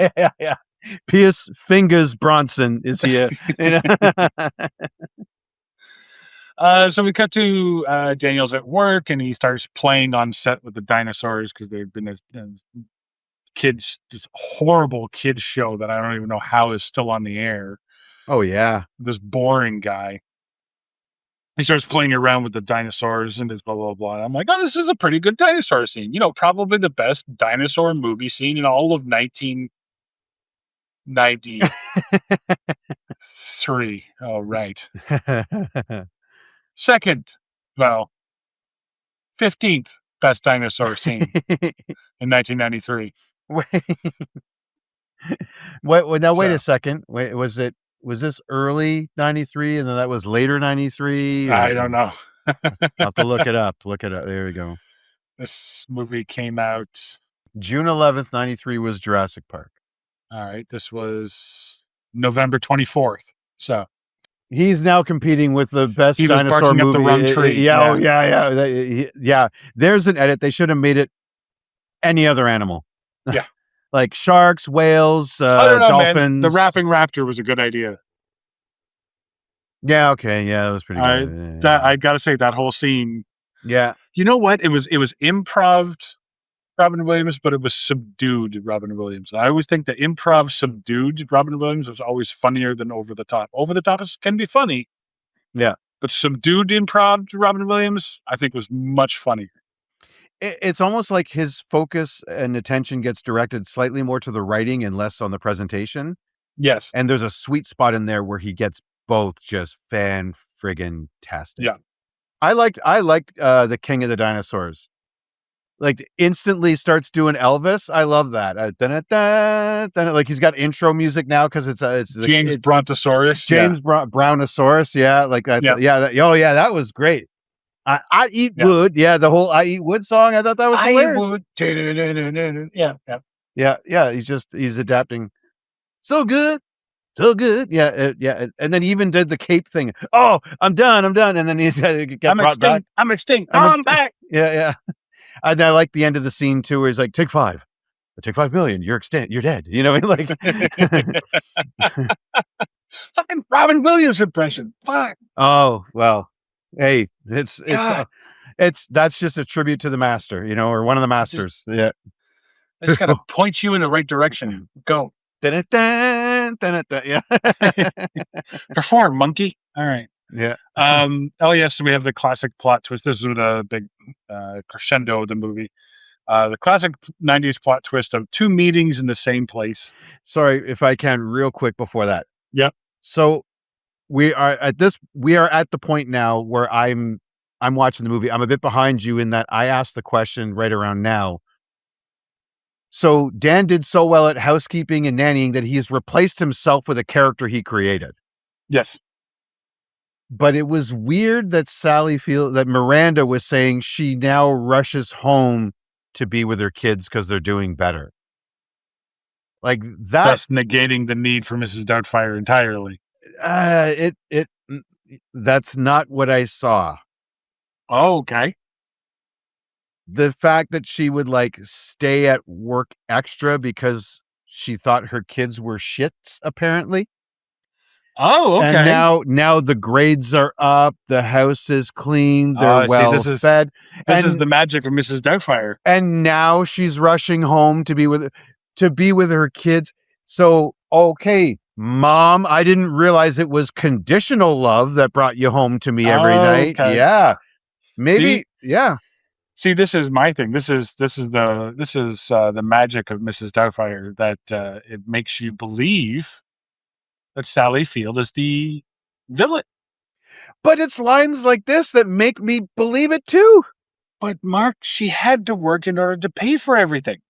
No, but she rushes home now that things are bad. She rushes home. She didn't rush home to be with her kids because they're her kids and she loves them. Oh, that's true. It's now I'm rushing home to be with them. Oh, I'm sorry. I didn't realize that we were under, such a microscope. That, like that's fair enough. That's conditional love by the sounds of it. I've never been a parent, but holy shit, that seemed like I can't imagine hearing my parents saying that. When my brother and I were teenagers, I would understand it. Now, don't get me. Now, don't. Okay, but what are these? The kids aren't the problem. Yeah, sure, the one boy's grades are a little shitty, but he's a little shithead kid. Like teenage boys are dumb. Yeah. I was a dumb teenage boy too, so I can speak from experience. You know what I mean? I've had a lot more time to think about how shitty I was as a teenager than I'm not being a teenager anymore. But just this idea, okay, you know what? I may give her some credit. Maybe my parents had that thought too every once in a while, but they never said it to nobody. Holy fuck. You keep that shit to yourself. I like my kids better when they're well behaved. I don't really, it's like, well, like that. I think that's a duh statement myself, but okay. Yeah. You know what? Maybe I'm off in left field. Parents, let me know, write in. Yeah. Tell me I'm wrong. I mean, maybe, if I had kids, maybe I'd be like, fuck, I can totally relate. You know what I mean? But at the same time, it's just a weird thing to hear from a parent, especially the one who got the sole custody. Yeah. Right? That's kind of a default. I mean, she was the only one with a job. No, but the extent at which he's going, I'm not saying this is the right way to do it, but the idea that he could turn into someone who could help these kids in school and discipline and routine and like I'm sure they had a regular bedtime and the house was cleaned and the homework was done and then they would go have fun in the park. We have scenes of them out in the park kicking the soccer ball and biking and stuff like that. Like they did stuff. It wasn't all just work camp. But I rush home now. I'm like, you don't rush home because there's a stranger in your house watching your kids? Nope. No, it's a trustworthy stranger. Yeah, I guess so. All right. I'm sorry. I had to get that off my chest because it struck, like, I was like, wait, what did she say? Fair enough. You know what? This may be a topic at the next family get together. I got 5 siblings. They all have kids. I'm going to be, listen, heard this line in Doubtfire. Tell me what you think. Maybe it's just like, nah, I get it. Yeah, I might get a round of like, oh yeah, no, that's spot on. That was best part of the movie, if you ask me. Like I can tell you don't have kids. Yeah. They're like, you don't know what it's like. I'm like, all right, I don't know what it's like. Fine. Trust me, I like my kids a lot better when they behave too. Yeah, yeah. I rush home only when they're in a good mood. Anyway, so classic 90s plot twist: 2 meetings in the same place. Boy, I sure hope he doesn't confuse the two. That would be disastrous. I think I saw this on Three's Company. Yeah. You've seen this ever since TV was invented. You know what? I bet you Dick Van Dyke had the same episode. Like, that's probably where they got it from. I haven't seen all of Dick Van Dyke, but I bet you there's an episode where he has 2 big business meetings and he gets them confused. I presented this to this guy when I should have presented it to that guy or something. I don't know, you know. So he's pitching an idea to the head of the studio on one side, and then he walks in with the family, and this is reason number 4 this movie couldn't be made today: smoking and non-smoking sections in restaurants. Yes.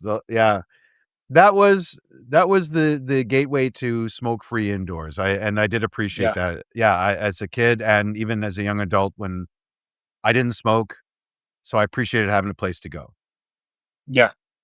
So they sat down, and Charles, I keep saying Charles Bronson, Pierce Brosnan. Just call him Bond if you want. I mean, yeah. Says he orders jambalaya and says, "Don't make it spicy. I'm allergic to spicy." Yeah. What? Huh? What do you mean you're allergic to spicy? That's like, I'm allergic to savory. Yeah. I'm allergic to sweet. Yeah. Or salty. No, you're not. No. What do you mean you're allergic to spicy? Keep in mind, he says he's allergic to spicy. Yeah. Okay. Because later on, this elderly lady who is clearly not a member of the kitchen staff, apparently if you just put on a chef jacket, you can get into the kitchen. Anytime. And he dumps a whole bunch of spices on his jambalaya. And then, after that. Can I add one to what number are you at for your list of reasons why it couldn't be made? Number 4. Can I make a number 5 then? Sure. Well, this restaurant absolutely would know. Well, he would first of all know exactly what spices he's allergic to, and they would have an option for him not to. Well, don't order the jambalaya. No, but they would have, like, if it was, we have a gluten-free jambalaya, we've got a vegan jambalaya, we've got you know what I mean? That's 93, man. They didn't have gluten-free nothing. That's why I wanted to make it number 5. Today there would, there would. Today there would be, and there would be absolute checks and balances in place to make sure it didn't go out with whatever they were allergic to, so they don't get sued. Yeah. Well, reason number 6, because after he goes to the kitchen, he's been having drinks, and he goes back and he sits down in front of Robert Profsky as Mrs. Doubtfire. Yeah. And Robert Profsky goes, "Damn, why are you dressed like a woman?" And he has this disgusted look on his face. Yeah. So reason number 6, cross-dressing phobia. Again. Again. Like more of it, yeah. So the jambalaya with the spices on it gets served to Pierce Brosnan, and you couldn't smell? You absolutely could. 2 pounds of hot spices on this food? That would reek. The waiter should have caught, like, whoa, you know what I mean? Like that. I've never had a really spicy jambalaya, but that's got to be more than what Julia Childs would put on it, you know? But I mean, he just dumped it on. Like, it's just sitting on the top. Poof. Yeah, he's batting. Yeah, pang, pow, pow, pow, pow. This should have like a dust cloud from just being walked over to the table. There should be a trail of dust cloud. There should, you know what I mean? Doubtfire should be wearing Spice Face, like so much dust kicked up, like a yes, like Elmer Fudd getting shot with the shotgun and the black in the face. It's the gunpowder face. Like, it should be Spicy Face. Like, just yes. What's white and red all over? That's Doubtfire after going on the back of this bottle. Yeah. Yes, absolutely. So because he's allergic to jambalaya, he starts choking. So it's nothing to do with his allergy. He can't swallow the shrimp that well. So why have an allergy? Well, yeah, they wanted to give Daniel a reason to do something to sabotage. Yeah. The meal, but they also wanted to give him a reason to save him. So should be an EpiPen. Which or just don't have him allergic to anything and he just starts choking. Right, but you could work the sabotage in, but real allergy, he would have an EpiPen, and then you could have Mrs. Doubtfire stabbing Brosnan. Yeah, but then how does he lose his face? A struggle to get the EpiPen. I don't know, something like that, or I don't know. Yeah. Because I also have a note here. There's a difference between the Heimlich maneuver and just flat out humping. Humping turns into a suplex at one point. Like that Heimlich maneuver is happen. They say, I think, at the Heimlich maneuver, if you do it more than 5 times, you're doing it wrong. It's pretty much an instantaneous thing if you're doing it properly. Now you might take you 1 or 2 tries to find the sweet spot. Yeah, that's what I'm saying. But I mean, if like you keep missing, then he's going at him like he's in a gay porno. Yeah. I know they're in San Francisco, but or WrestleMania 24. I don't know, like or whatever suplex, whatever number we're at there. Sorry, 93, not 24. But anyway, and then 12. 1 now, actually. Okay, so I might be close. Was it 12? I don't know. Anyway, just like an Eddie Guerrero German suplex, you know. you know what we needed the 3 amigos. We needed a table of single ladies off to the side, watch this, going, "You lucky bitch." You know what I mean? Like, like looking at this for all the way they're looking at all the wrong reasons. Like, not this poor man is dying, but like, you bitch. You know what I mean? You get to do that to him. You know. If I was doing it, I'd reach lower. Yeah. I'd start from the bottom up, if you know what I mean. You know. Yeah. So his face gets revealed, and as Mrs. Doubtfire and now Sally Field takes off, I like her reaction. She's I got to get out of here. What? She's like, we have to go. We have to go. And that's just grabs the youngest hand. We have to go. Like it is. Yep. Yeah. So we get back into court. And the judge is like, everything you did, I have to award full custody. You'll get something. Now, after everything that you've done, 2 things I'll criticize you on your defense.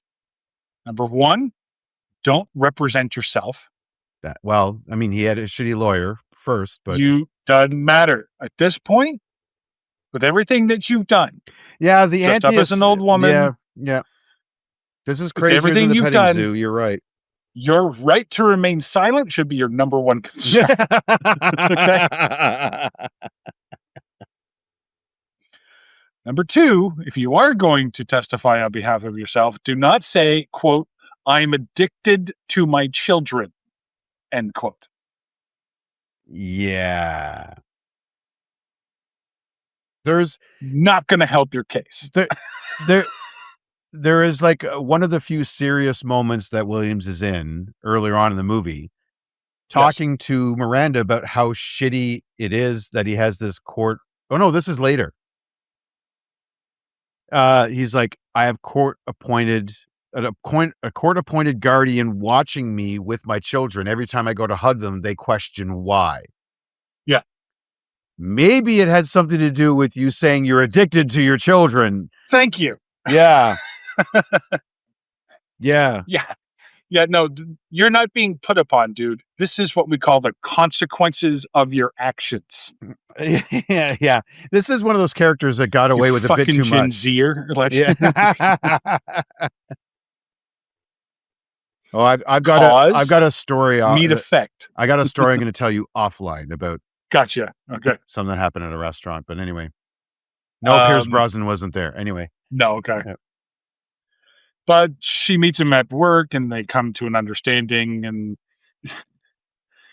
the kids go to meet the new nanny because they're going through all those bad nannies that we talked about before. And let's not forget the one of the clever parts. Not clever, but I guess the clever parts is that Daniel's able to spin being dressed as Mrs. Doubtfire to like, oh, I'd like you to meet your new TV show host. He's drunk as a skunk. He's had like 8 scotches. And he still manages to pull the business meeting out and get the job. The fact that it comes out that he was dressing like an old lady to be with his kids, and he's still able to convince the head of the network, this Robert Profsky character, that this was an idea that he had, to the point where he's able to get the TV show, is nothing short of a God-given miracle. I would say I would agree with you, except that would be reason number 7. That it couldn't be made today, because today we have the internet.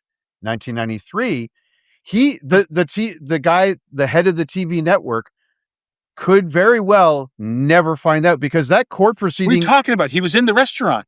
He saw the whole thing happen. Right, but what he saw was the guy he's looking to hire give the Heimlich maneuver to some British dude, and then the family says, we've got to go, and they leave. Okay. So, hey, Robin Williams, what the fuck was that about? My kids have never seen me in the makeup before. No, that's the thing. Without the internet, one or two good, well-placed lies, and he's like, oh, okay, whatever. And then that's it. Okay. And so good lesson. Keep lying. He's drunk. Well, we're going to stop now. You know what I mean? It's worked for him. This whole movie is about a guy lying to his family, the entire time. That's true. Why stop with a would-be boss? And who's also drunk off his ass anyway? Like, that's true. Maybe the boss didn't remember.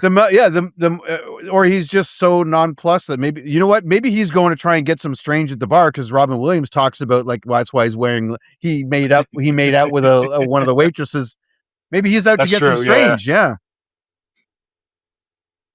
I don't know, because that's the thing. Like, from his perspective, he knows it's Daniel. He doesn't know that Daniel has been posing as this woman for months with the family, yada, yada, yada. He just saw Daniel leap into action and give a Heimlich maneuver and save a dude's life. Yeah. Right? The family doesn't stick around to explain what's going on. Hey, it's 1993.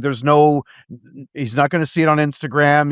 There's not going to be a TikTok of Sally Field yelling, or also then being altered, you know what I mean? Maybe puts a little auto tune on her voice. We've got to go. You know what I mean? Like something. This is why I call you the great defender, Mark. I'm not saying it's right. I'm just saying it's possible. It's more possible in 1993 than it would be today. I'm actually agreeing with you. That's very true. That's very true. I'm agreeing with you and your point. This would have been all the fuck over online had this happened today. So, but he gets the TV, and then the kids open the door to see their new babysitter, and it's Daniel. Yeah, it's Robin Williams. Sally Field has said. They said, oh, well, what about the custody hearing? Sally Field says she, quote, took care of it. Oh, well, that's convenient. You know what, though? I believe this one, too. Let me defend this one. Okay. Did you see that fuck off power lawyers that she had?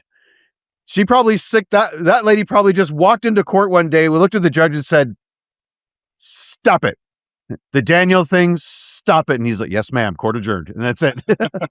She didn't say anything else, so she must have got put to work. You know what I mean? Like, earn that money, earn that retainer. Yeah. Sally Field hired Gloria Allred. Is that what happened? Oh, Gloria, yes. Just Gloria. We don't know. She never said one word during the whole proceeding. So really. And the court didn't go,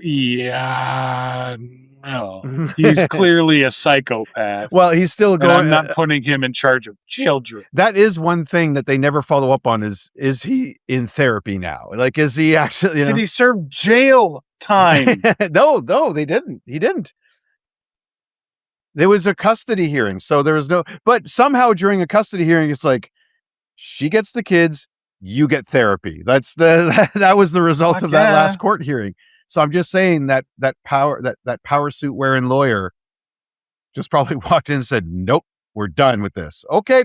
Well, it's the 90s, so happy movie ending. And well, okay, he gets the job as Mrs. Doubtfire. Did you see this little act they put on? Oh, he's got a little monkey buddy. Yeah. Yeah. It's 1990. Who's obviously trying to keep up with an ad-libbing Robin Williams and Mrs. Doubtfire. You watch that scene that he's trying like hard to keep up with him, and he's failing. Yeah, his right to remain silent was the way to go on that one too. Let her just set Robin Williams up for the joke and set him up for the next one when he's done. Yeah, just wait till he's done the Planet of the Apes joke in 1993. let's refresh ourselves, shall we? Because it has been a while since Planet of the Apes first came out. No, not the Mark Wahlberg one. I'm talking about the 1968 Planet of the Apes. Charlton Heston one, yeah. But to be fair, this was the 90s. We knew references. We did know references, but I don't. But this is reason number 8, because Robin Williams keeps making old references. Back in the 90s, we got references like Planet of the Apes or Dick Van Dyke or I Love Lucy or the Flintstones. Nowadays, kids don't even know what Twister was or what Independence Day was. Okay, we're a little. See, now I'm on the offensive because it's a little obscure, I think, for in 1993 to be making a movie or movie references about a movie before these kids. Again, this is a guy doing a kids show. Yeah. So did you ever watch Sesame Street? That great Roddy McDowell appearance on Sesame Street? And know that he was in Caligula? Yeah, exactly. Exactly. Do you know what I mean? That great episode of Romper Room when they were talking about the Isle of Dr. Moreau, you know what I mean? Like it's Fantasy Island. Fantasy. No, that's my point is that like and I see tattoo. Yeah.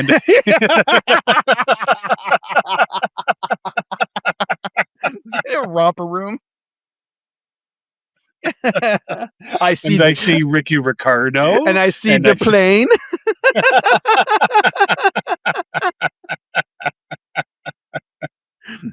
But my point that's the thing. The only way this makes sense is that he's literally doing this bit for his kids. His kids who after school didn't run home to watch. That's right. They're watching old like these are the only kids.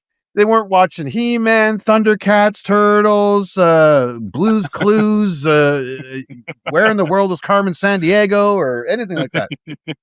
Nope. They're watching good old black and white reruns of... Sure, they've seen Roddy McDowell. Those 3 kids. They're watching Dick Van Dyke, Father Knows Best, Petticoat Junction, Beverly Hillbillies, yeah, exactly. The Addams Family, the Munsters, they're watching. What else? Little House on the Prairie. They're watching.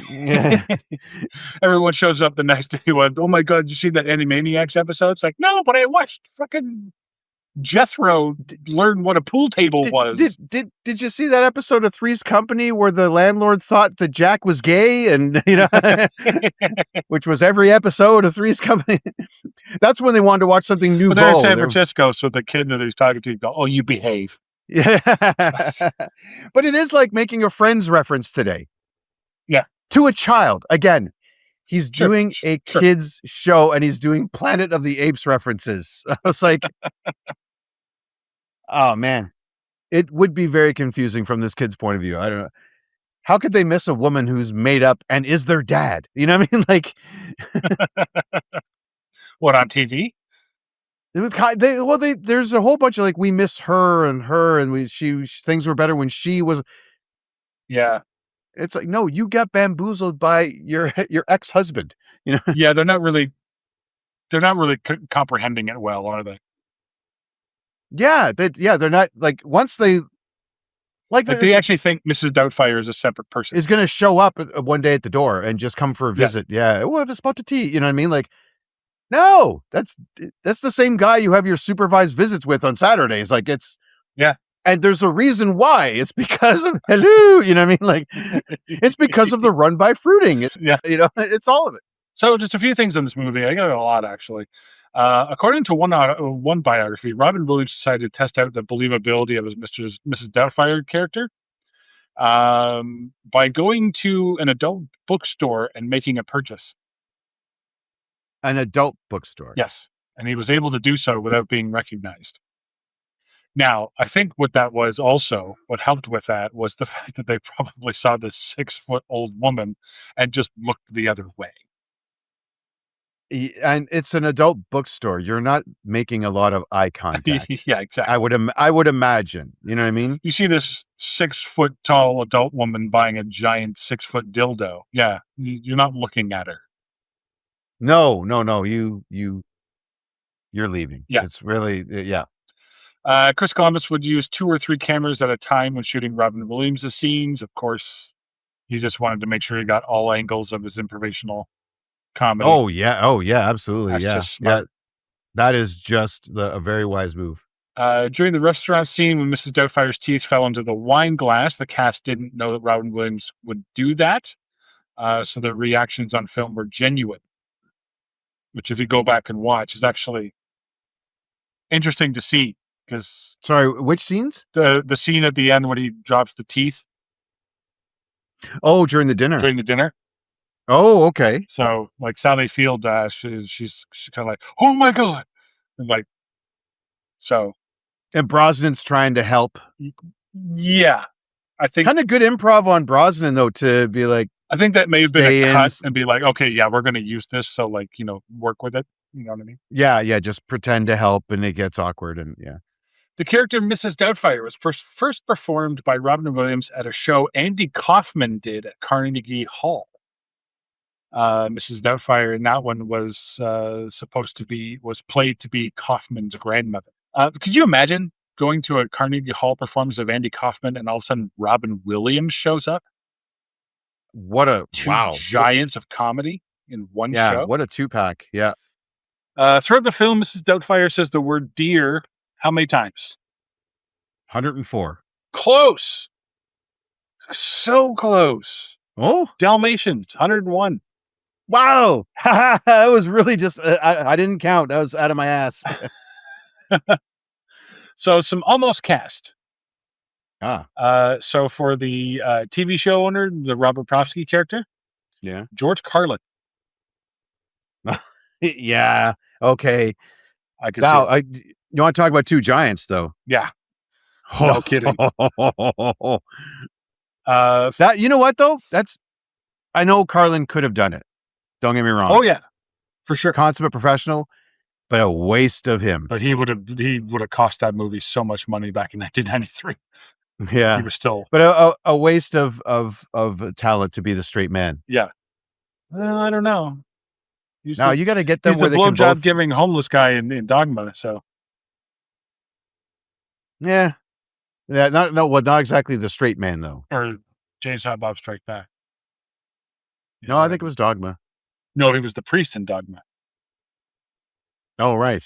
For Stu, Rupert Everett. Okay. Daniel Day-Lewis. Oh yeah. Sting. The singer, not the wrestler.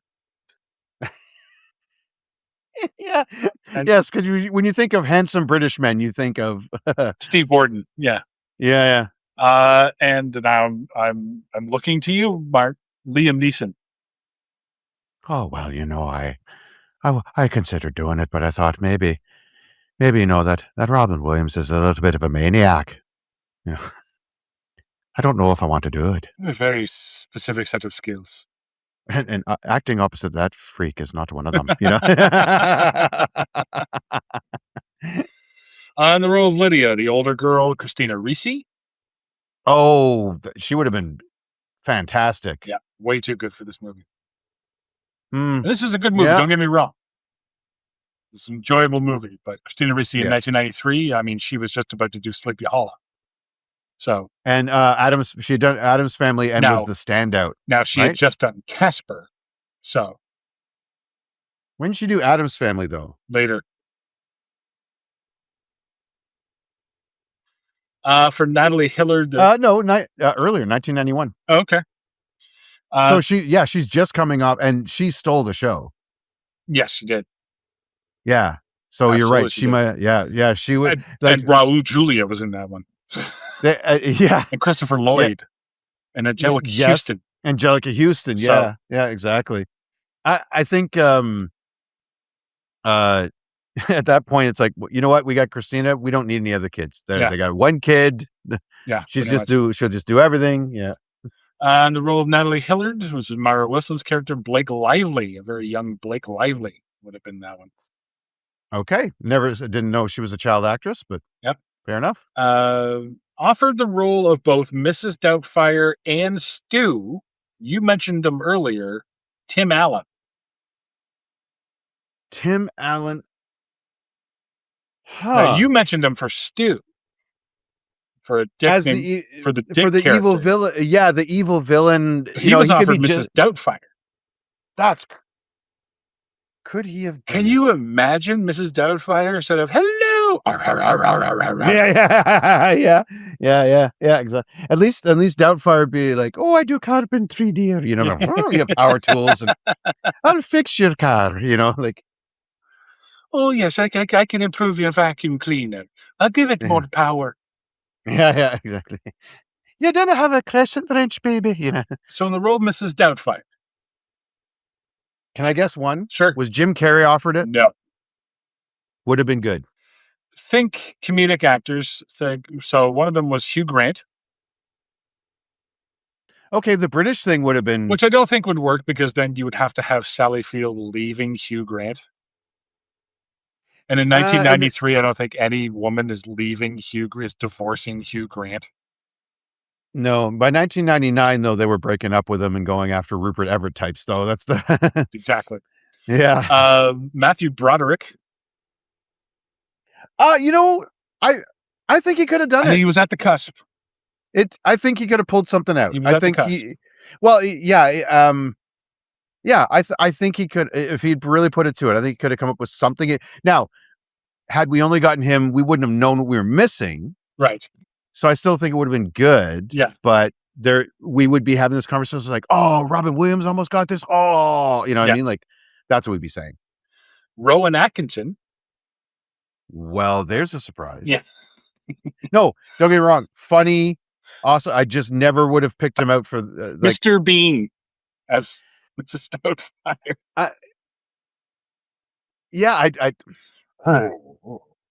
First day as a woman, and my tits are on fire. Oh. Yeah. Exactly. Now here's what's a run by fruiting. Yeah. Or he just points and he gets in that little 3-wheeled car and drives away. Yeah. Here's the one that floored me. Peter McNichol. Peter Command Me Lord McNichol from Ghostbusters? From Ghostbusters 2. Really? According to the internet. Take it for what it's worth.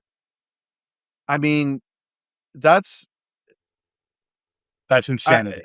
The only next crazy one I can think of would be like Charlie Sheen was offered. You know what I mean? Like, yeah, it was a run by fruiting. I don't know. By winning. Yeah. Just put a little tiger's blood in your stew. Yeah. Well, as always on this show, we try to find the real story behind the story, Mark. Well, as I've alluded to earlier, or is it how to sneak into your kid's life and then burden them with an incredible secret? And years of therapy. Yeah. Or is it how to lose your family in an afternoon? Okay. Yeah. Yeah. Or is it... Okay, and please pick up the dripping sarcasm here. Okay. Or is it, boy, women be bitches, right? I mean, come on. Fucking women. Field comes in, she's this heavy, kicks him out just as he quits his job. She has some Amazon resting bitch-faced lawyer. Even grandma's a hard ass. The court liaison's a hard case. All of it, See, I went two totally different ways. Or is it divorce as handled by a complete lunatic? Yes. Or is it you've broken the law, defied judges' orders, committed incredible fraud, and displayed indescribably insane behavior, but it's the 90s, and so you're instantly forgiven, and Sally Field just, quote-unquote, took care of it. Yeah. Almost 3 minutes left in the movie. Don't worry about it. Hand wave you. Honestly, you got a point there, because like it's the 90s. Would he have gone to jail or just been the newest cast member of In Living Color? You know what I mean? Like, yeah. Well, that's going to about do it for 1993's Mrs. Doubtfire. I'm Derek. And I mean Mark Diddy, Join us next time when we'll take a look at the story of a group of teenagers being haunted by a killer psychic because of something they haven't done yet. In Miss Cleo Knows What You Did Next Summer.